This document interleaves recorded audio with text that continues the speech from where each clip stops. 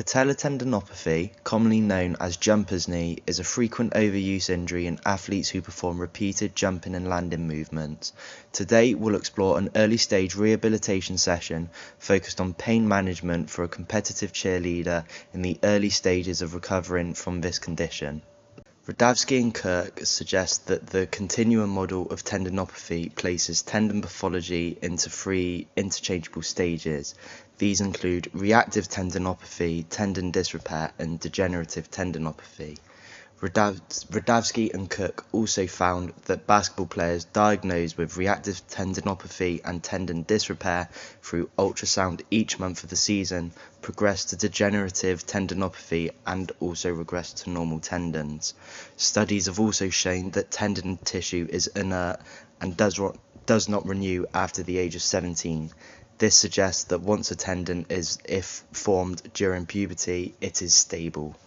So now we are taking the athlete through the main exercise of this rehab session, which is a isometric quarter range of motion bilateral squat.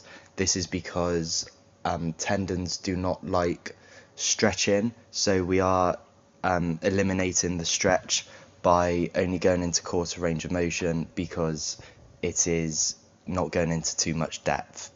As you can see, I'm also demonstrating the exercise to the client. I was also able to gain consent before we started the exercise at the beginning of the video. Here you can see that I am demonstrating a couple of repetitions of the exercise to the client so that he knows exactly what he is supposed to be doing. So now the athlete will be performing the exercise for me. As I am moving around the athlete, I am looking for the depth that he is going into with his squat to see if the pins are too high or if they're too low, considering his height. I'm also looking to see with the athlete if there is any pain or discomfort whilst performing this exercise, judging by his facial expressions.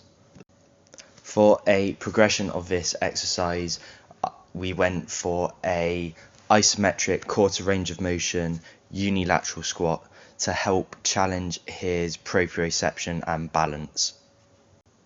And for a regression of this exercise, if he was feeling any pain or discomfort from the quarter range of motion squat, we went for a wall sit hold, but at a higher angle so that again there is not that much depth going through his patellar tendon, so there is not as much pain.